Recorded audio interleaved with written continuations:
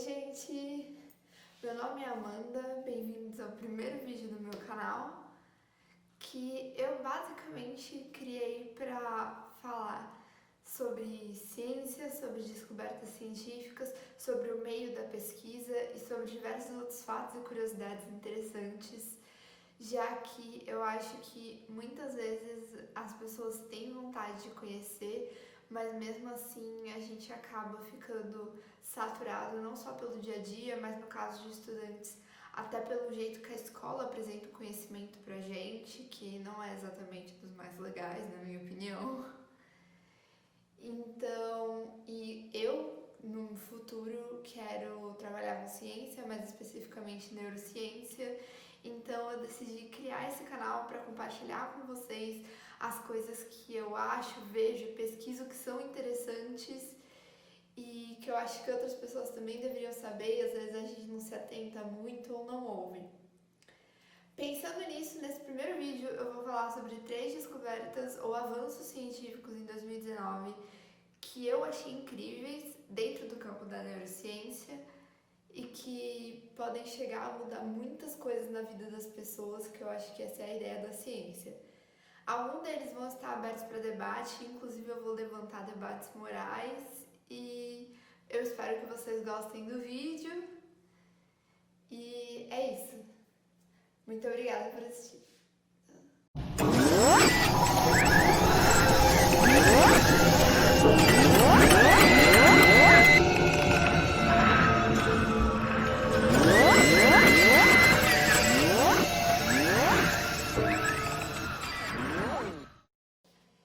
Bom, o primeiro tópico, o primeiro grande avanço que eu quero abordar hoje foi que um grupo de pesquisadores franceses conseguiu que um homem tetraplégico movimentasse seus 4 membros usando um exoesqueleto controlado pelo cérebro. Os resultados da pesquisa e todo o desenvolvimento desse exoesqueleto foram publicados no periódico científico The Lancet Neurology. E, bom, foi um homem de 28 anos de idade que conseguiu mover novamente os 4 membros, mesmo sendo tetraplégico, com o auxílio desse exoesqueleto. E é realmente um avanço muito incrível. Mas aí você me pergunta, por exemplo, na Copa de 2014, não foi... o primeiro chute na bola não foi dado por uma pessoa usando um exoesqueleto? Não existem outros exoesqueletos? Sim, só que esse exoesqueleto ele é especialmente avançado por, em primeiro lugar, ser semi-invasivo. O que significa que não só por ser controlado pelo cérebro, mas também por ser semi-invasivo, o que significa que não existe nenhum eletrodo ou nada em contato diretamente com o cérebro, o que realmente reduz o risco geral da situação. Além do mais, os outros exoesqueletos já desenvolvidos ou só conseguiam mover, por exemplo, os membros inferiores ou superiores, ou tinham muitos fios, ou eram muito pouco práticos, ou tinham diversos outros problemas. Não problemas, né? Mas tinham diversos outros... não eram tão avançados, digamos assim. Para que esse exoesqueleto funcione, 2 dispositivos de gravação são colocados de cada lado da cabeça do paciente, nesse caso do homem de 28 anos, né? Entre o cérebro e a pele, na região do córtex sensório-motor. 2 coisas. A primeira, como eu falei, ele é semi-invasivo, então está entre o cérebro e a pele, não diretamente em contato com o cérebro. E só para dar uma explicação, quem quiser pular a parte da explicação pode pular pro tempo que vai aparecer aqui.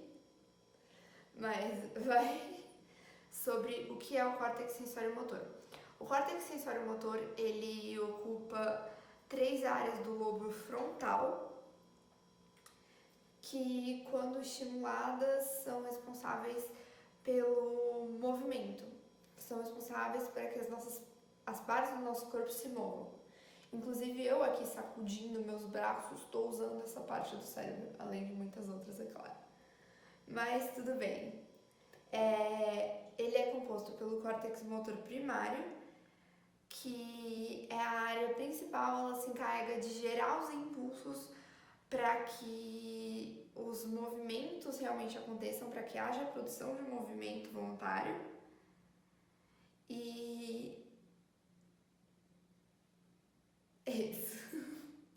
Tem a área motora suplementar, que ela coordena os movimentos de posturas e basicamente ajuda na movimentação de grandes grupos musculares. A área pré-motora, que armazena o movimento que vem de experiências, entre aspas. Ela basicamente Eu tenho que parar de falar basicamente, sério mesmo. Tá, mas ela armazena movimentos que você já realizou antes, por exemplo, como andar ou como realizar certo tipo específico de movimento. Então ela programa a sequência de movimento do córtex motor primário. E só por curiosidade, eu citei as áreas do córtex motor, mas também tem a parte do córtex sensório-motor, que abrange um pouco mais porque é a área sensorial, que tem a área motora de linguagem de Broca, desculpa se eu pronunciei errado, que basicamente é responsável pelos movimentos que geram a fala, e a área do córtex parietal superior, que é responsável pela informação visual de sentido. E normalmente é colocada na área sensória, né, do cérebro, mas mesmo assim eu achei importante mencionar. Bom, de qualquer jeito, nesses sensores tinham, voltando ao vídeo, né? Nesses sensores tinham 64 eletrodos que coletavam os sinais do cérebro, então aqueles sinais que seriam mandados do córtex, que iam do córtex motor primário para os seus músculos, eram coletados por esses 64 eletrodos, que traduziam esses sinais no movimento pensado pelo paciente. Então, obviamente, comandavam um exoesqueleto. Basicamente, é como se estivessem substituindo a função das suas conexões neurais, de entender o que o cérebro está te mandando fazer por uma máquina. Bem um nível meio sem noção até de dizer, mas é isso. Mas uma coisa que precisa ser dita é que esse voluntário, ele não simplesmente chegou lá e conseguiu se mover usando o exoesqueleto do nada. Ele passou muito tempo treinando e o algoritmo da máquina teve que ser treinado para entender os próprios pensamentos dele, e ele teve que fazer certos exercícios mentais durante anos para que ele conseguisse fazer com que esses eletrodos captassem exatamente o que ele queria fazer, para ele conseguir emitir, digamos que, os sinais corretos, entre aspas. De qualquer jeito, é uma descoberta incrível e realmente pode revolucionar a vida de pessoas tetraplégicas, paraplégicas, pessoas que perderam a mobilidade por alguma razão, e cada vez mais gerar mais inclusividade, que esse é um dos papéis da ciência. Bom, esse foi o primeiro. O segundo tópico do qual eu vou falar hoje, ele é um pouquinho mais espinhoso, mas ainda assim é muito legal. Cientistas conseguiram detectar ondas cerebrais em minicérebros cultivados em laboratório. Foi um estudo realizado, né, pela Universidade da Califórnia, em San Diego, e pela primeira vez um organoide cerebral desenvolveu redes neurais funcionais. Esses organoides ou minicérebros são do tamanho de ervilhas e já existiam há mais de 10 anos, derivados de células tronco adultas, mas nunca desenvolveram redes neurais funcionais realmente, até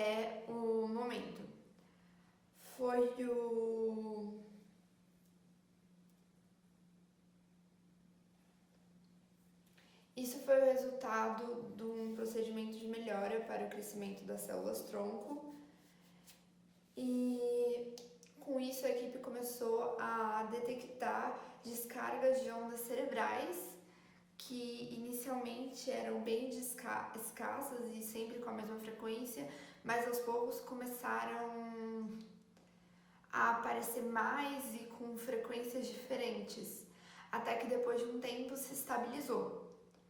Existem duas teorias do porquê dessa estabilização, ou é por causa da falta de uma rede de vascularização para realmente suprir esse organoide com nutrientes, de uma rede de vascularização realmente funcional ali, e ou pela simples falta de estímulo.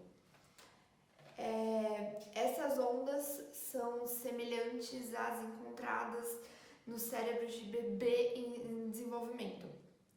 Para comparar isso, os cientistas treinaram um algoritmo com as ondas cerebrais emitidas pelos cérebros de 39 bebês prematuros entre 6 e 9 meses. O algoritmo conseguiu prever em qual estágio, em quantos meses de desenvolvimento tinham aqueles organoides cerebrais, em qual estágio de desenvolvimento eles estavam, o que sugere que esses organoides têm um desenvolvimento muito parecido com o do cérebro humano. Mesmo assim, não é possível dizer que eles tenham algo como consciência ainda, ou vida, ou qualquer coisa assim. De acordo com um dos cientistas que trabalha nesse laboratório, Alison Moultrie, desculpa se eu pronunciei errado, talvez no futuro isso seja possível, mas por enquanto eles ainda não têm nenhuma atividade cerebral avançada. A melhora nesses organoides, ela visa o entendimento de problemas associados ao mau funcionamento das redes neurais e provavelmente a mau desenvolvimento, tais quais o autismo, a epilepsia e a esquizofrenia. E podem ajudar tanto a achar cura quanto a achar melhores tratamentos e entre outros. É claro que existe aí um limite ético, e porque você já começa a mexer com o velho debate de quando começa a vida e até que ponto a ciência pode chegar. De acordo com o próprio Alison Moultrie, ele diz que os cientistas querem tentar chegar o mais perto possível de um cérebro humano mesmo, para que possam ajudar mais pessoas, mas é claro que vai caber a comissões éticas e aos próprios cientistas decidir qual é o limite disso, e é claro que isso está sempre aberto para o debate, até onde, em nome de salvar-vidas, dá para chegar com a ciência, e é aquele clássico debate que sempre existiu e eu acho que sempre vai existir. Mas mesmo assim a notícia é muito interessante, já que realmente o tratamento,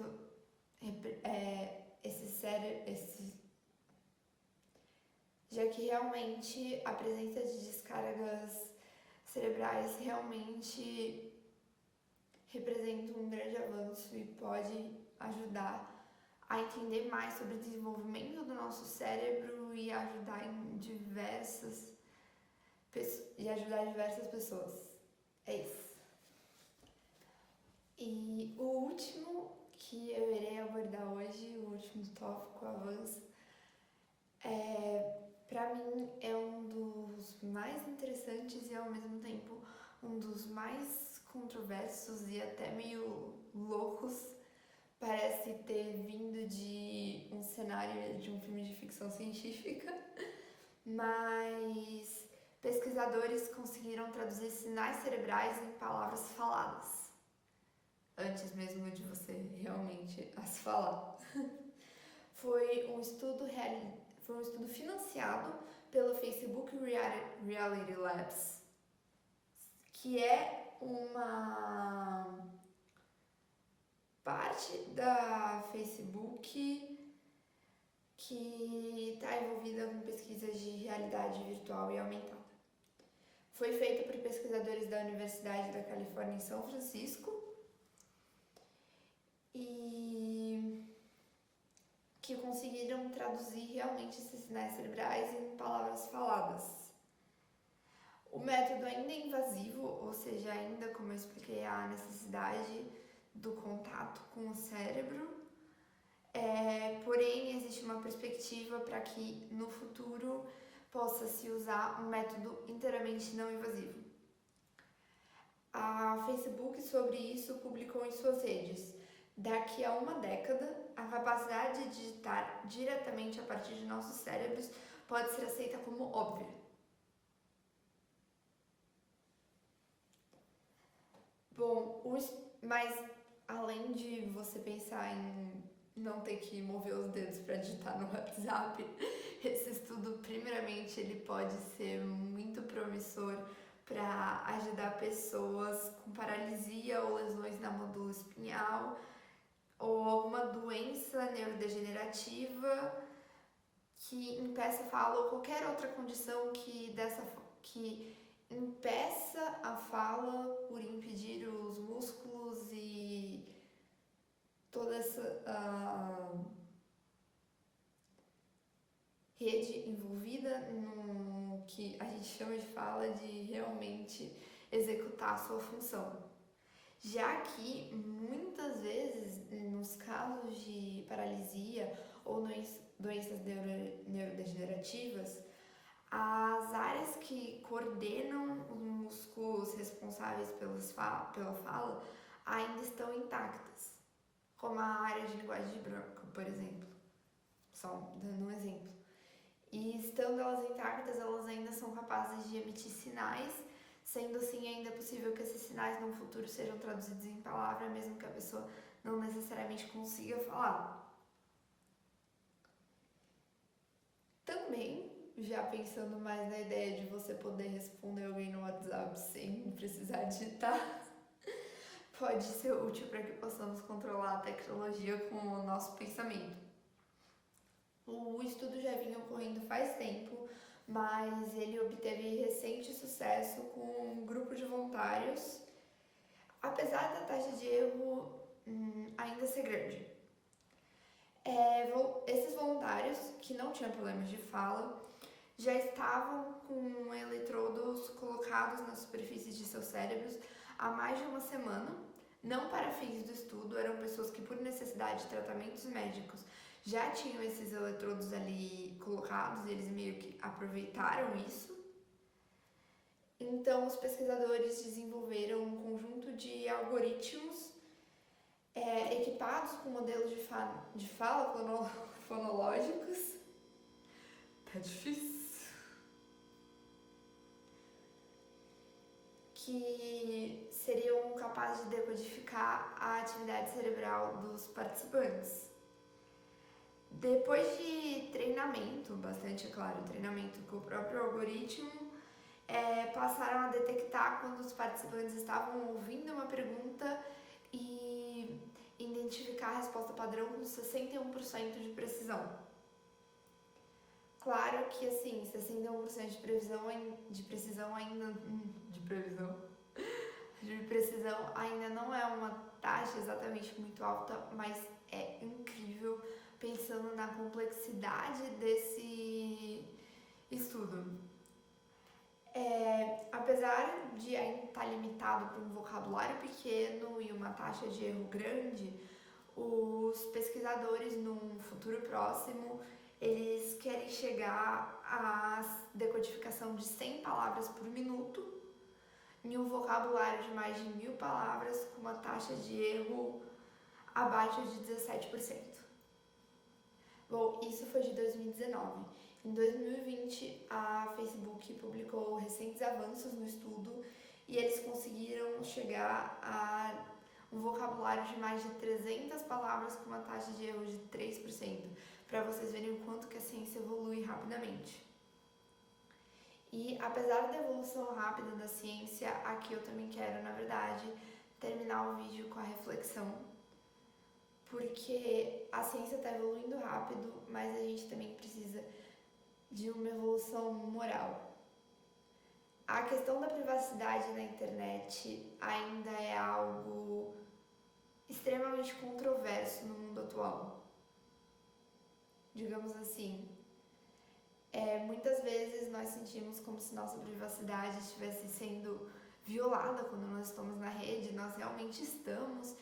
Parece que estamos sempre sendo, de certa forma, vigiados, e parece que existem outras instituições que sabem mais de nós mesmos do que nós e conseguem vender nossas informações para agências de publicidade, e já existe todo um debate relacionado a isso. Agora, imaginem se a última barreira do que é nosso for quebrada, porque os nossos pensamentos são para ser a coisa mais íntima que nós temos. Eles são, ou até agora são, né? Vai saber. De certa forma, indecifráveis. Eu posso te dizer o que eu tô pensando e você nunca vai poder saber se eu tô dizendo a verdade ou não. Então, fica aqui a pergunta: será que as pessoas estão preparadas para, de certa maneira, transcender essa barreira? E até onde você acha que deve ir esse limite? E realmente os perigos disso, mas apesar disso são realmente avanços super legais que podem, como eu disse, facilitar a vida de muita gente. Então, é claro que aqui eu deixo a pergunta para vocês e também a reflexão sobre a questão de que tanto quanto a ciência tem que avançar, a moral e a ética também tem que ir junto para que a gente possa viver em harmonia e para que a ciência realmente possa ser usada para o bem e possa ser usada para ajudar as pessoas de verdade. É isso, assim eu encerro o meu primeiro vídeo. Obrigada por terem assistido até aqui. Se você gostou, deixa o like, ativa o sininho e se inscreve. Tem coisas que você nunca pensa que vai dizer na vida, até você dizer. Essa é uma delas. Mas de qualquer jeito,